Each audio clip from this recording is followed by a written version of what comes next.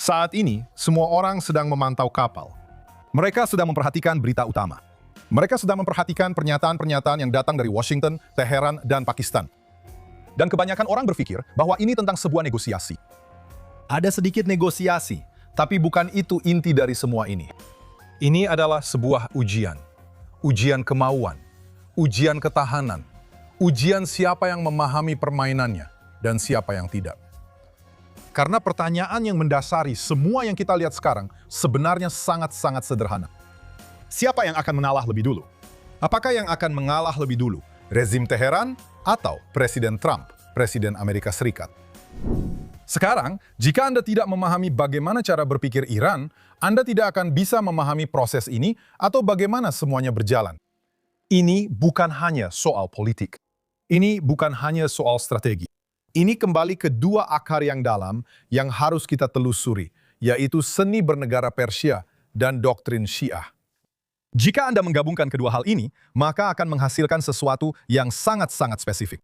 Sesuatu yang sayangnya telah lama luput dari pemahaman Barat selama bertahun-tahun.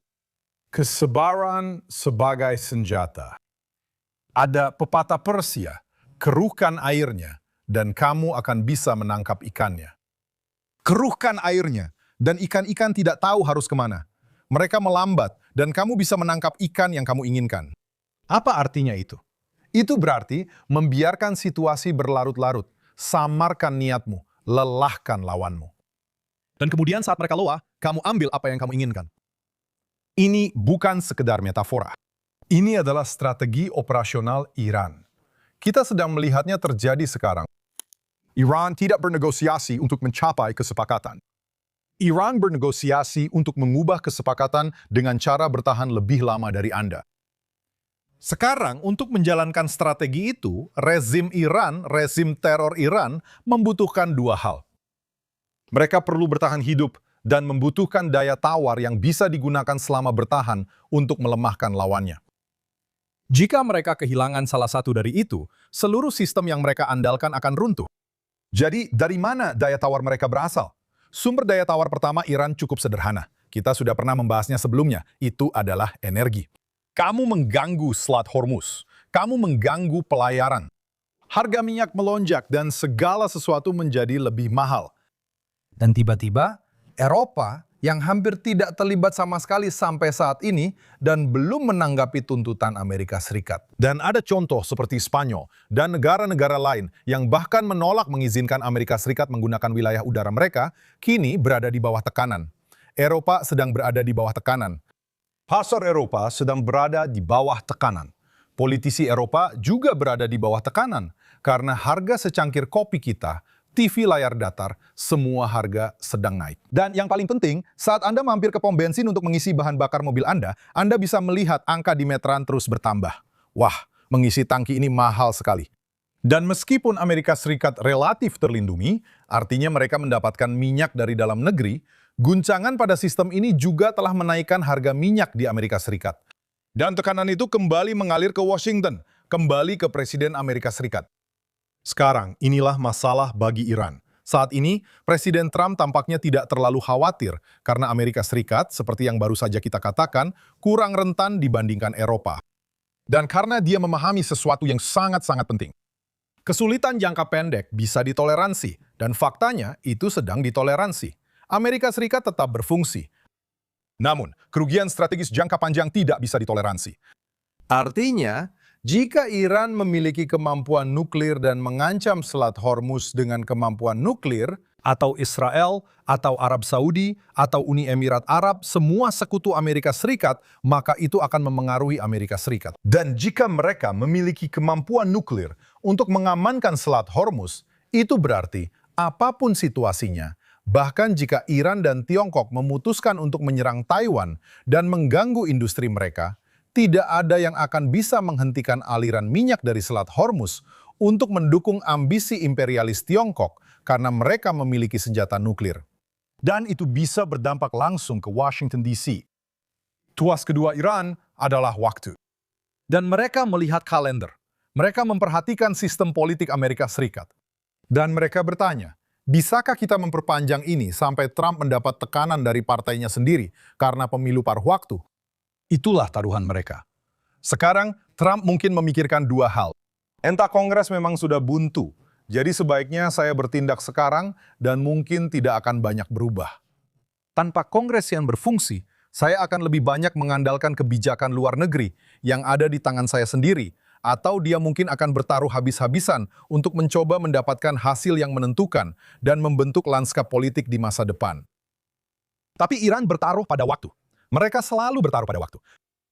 Sekarang, tuas ketiga yang mungkin diandalkan Iran, dan menurut saya ini lebih lemah, dan saya tidak yakin mereka benar-benar bertaruh pada ini, tapi mungkin saja adalah Tiongkok. Iran akan sangat senang jika bisa mengubah Hormuz menjadi konfrontasi antara Amerika Serikat dan Tiongkok. Tapi disinilah Amerika Serikat membalikkan keadaan, dan ini penting untuk dipahami. Selat Hormuz tidak ditutup bagi semua kapal. Itu tidak ditutup. Kapal-kapal masih bisa bergerak melalui Selat Hormuz. Sebenarnya, Amerika Serikat menjamin kapal-kapal akan bisa bergerak melalui sana. Dengan asumsi, kita bisa membersihkan semua ranjau itu, yang akan kita lakukan dalam beberapa hari ke depan, dan minyak bisa terus mengalir. Hanya ada satu pembatasan. Sebuah kapal tidak bisa memuat minyak dari pelabuhan Iran. Hanya itu saja. Jadi, apa artinya itu? Sebuah kapal tanker Tiongkok bisa mengambil minyak dari Uni Emirat Arab. Kapal itu bisa mengambil minyak dari Arab Saudi. Kapal itu bisa mengambil minyak dari mana saja di Teluk. Hanya saja kapal itu tidak bisa mengambil minyak dari Iran. Nah, itulah kecerdikan dari strategi ini. Karena Tiongkok masih bisa beroperasi, meskipun Selat Hormuz ditutup untuk pengiriman dari Iran. Artinya, Tiongkok masih bisa bertahan. Tidak ideal, tapi mereka masih bisa bertahan. Amerika Serikat telah mengambil senjata terkuat Iran dan mengubahnya menjadi pemisah antara Iran dan Tiongkok. Karena sekarang Tiongkok mendapatkan minyaknya dan sistem global tetap berjalan, sementara Iran yang justru diisolasi. Sekarang coba pikirkan alternatifnya. Jika Iran menutup Selat Hormuz sepenuhnya dan mengancam semua pengiriman, Amerika bukan pihak yang pertama mereka rugikan. Mereka bahkan tidak lebih dulu merugikan Eropa. Mereka merugikan Tiongkok. 70% minyak Tiongkok berasal dari Timur Tengah dan Teluk. Dan sekarang Tiongkok punya pilihan. Tiongkok bisa menekan Iran untuk mundur atau meminta Amerika Serikat membuka kembali jalur tersebut. Itulah jebakannya. Amerika Serikat berhasil membalikkan keadaan ini. Sehingga jika Iran menghentikan pengiriman melalui selat dan Tiongkok tidak lagi bisa mendapatkan minyak dari negara-negara Teluk, Tiongkok harus menekan Iran untuk membuka selat tersebut. Sekarang, izinkan saya menjelaskan sesuatu yang kebanyakan orang tidak pahami, dan saya pun tidak memahaminya sebelum menelaah hal ini dengan saksama. Sumur minyak itu bukan keran air. Anda tidak bisa begitu saja menyalakan dan mematikannya seperti keran di wastafel Anda. Begitu sumur minyak beroperasi, minyaknya akan terus mengalir. Untuk menghentikan produksi sumur minyak dan menutupnya, tekanan pada sumur minyak tersebut akan turun. Cairan akan menumpuk di sumur itu. Infrastruktur menjadi rusak. Terkadang Anda bisa menghidupkan kembali sumur itu, tapi terkadang Anda bahkan tidak bisa menghidupkan kembali sumur itu. Apapun yang Anda lakukan, Anda tidak akan pernah mendapatkan hasil yang sama. Kita melihat hal ini di Amerika Serikat, di Texas dan di Dakota Utara. Selama krisis tahun 2020, ribuan sumur ditutup. Beberapa di antaranya kembali dengan kondisi lebih lemah, tetapi banyak yang tidak pernah kembali sama sekali karena sudah tidak layak lagi. Sekarang terapkan itu pada Iran. Jika Anda memblokir ekspor mereka, penyimpanan minyak akan penuh, produksi berhenti, sumur-sumur ditutup.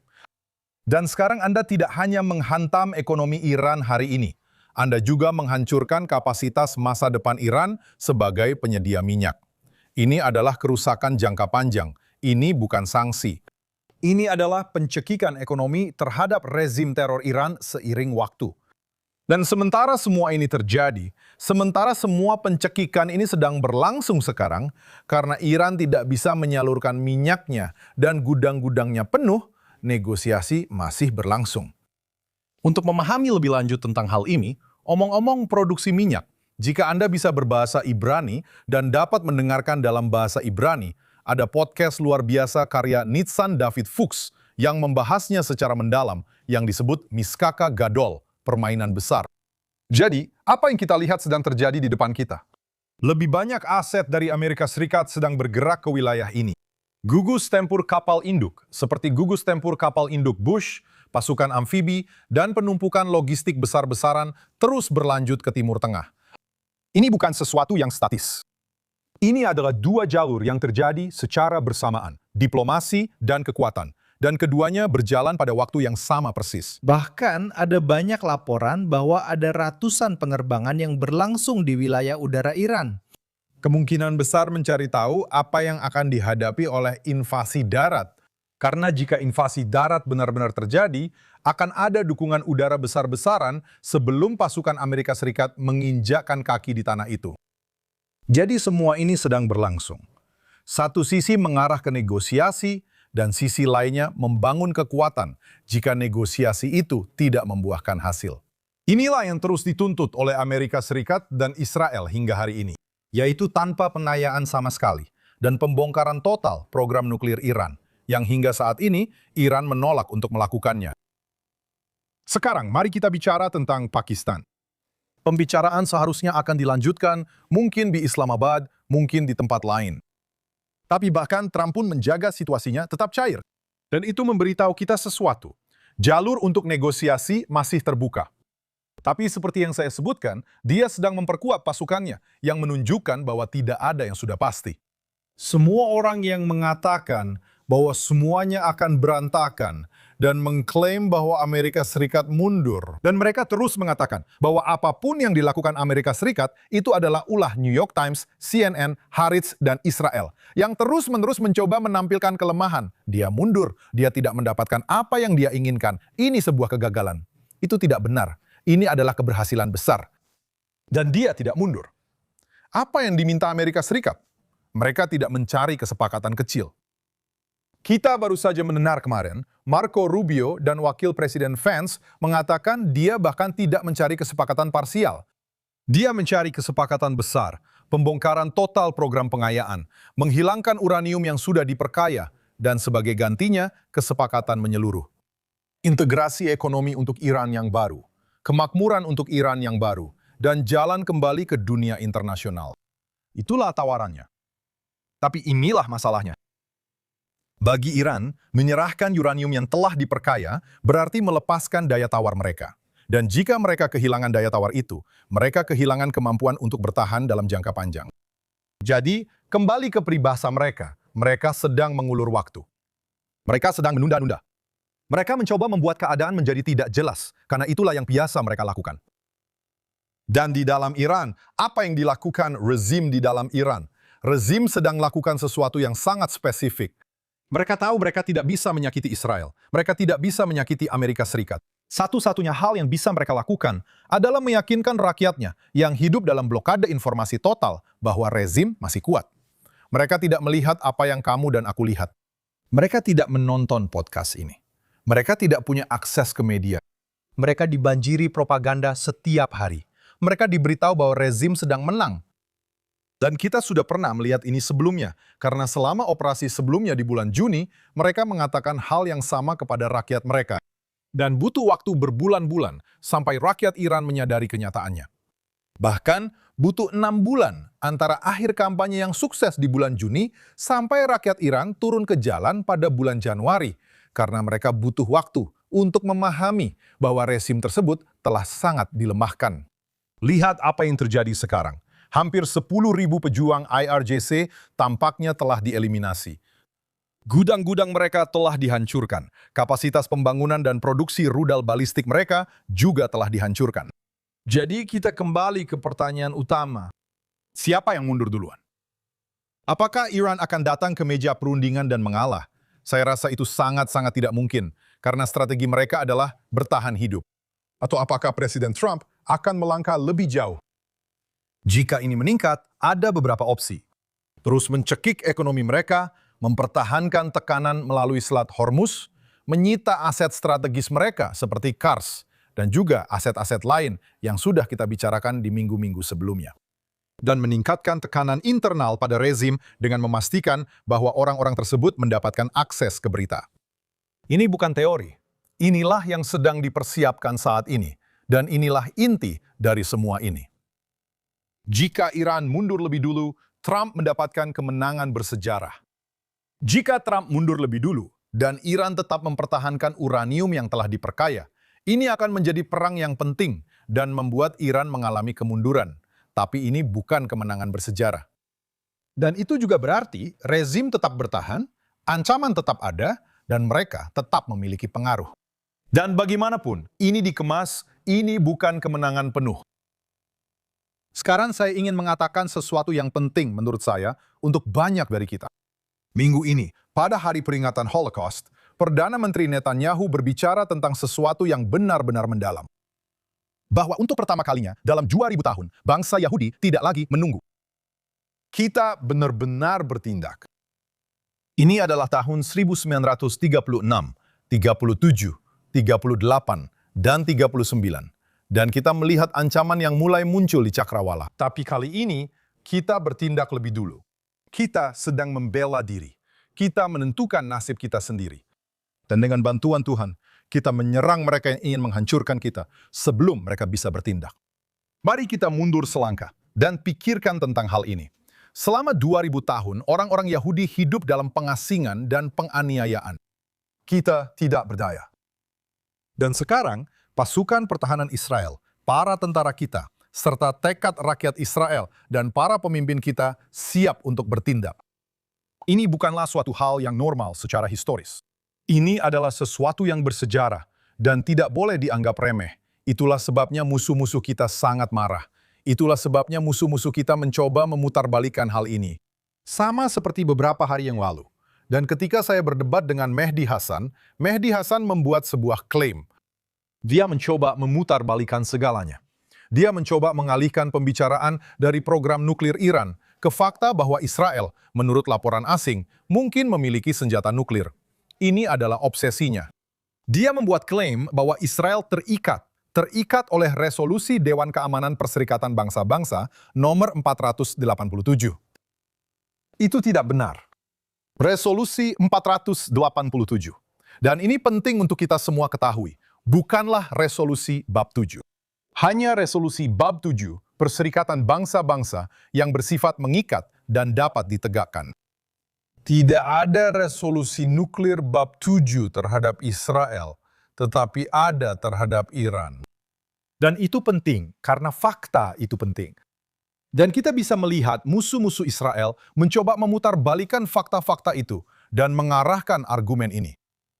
Jadi beginilah situasinya. Kapal-kapal sedang bergerak dan akan bergerak melalui selat. Negosiasi sedang berlangsung, tapi tekanannya semakin meningkat. Dan di balik semua ini, satu pertanyaan yang tersisa adalah, siapa yang akan mengalah lebih dulu? Akankah Iran meninggalkan strateginya untuk menunda dan melepaskan daya tawarnya? Atau akankah Amerika Serikat mundur dan membiarkan rezim tersebut tetap cukup kuat untuk bertarung lagi di kemudian hari? Ini bukan hanya soal sebuah kesepakatan. Ini tentang arah satu dekade ke depan, bahkan mungkin lebih lama dari itu. Karena pada akhirnya, sejarah tidak mengingat siapa yang berbicara paling lama, siapa yang bertindak paling lama. Sejarah mengingat siapa yang tetap bertahan hingga menang.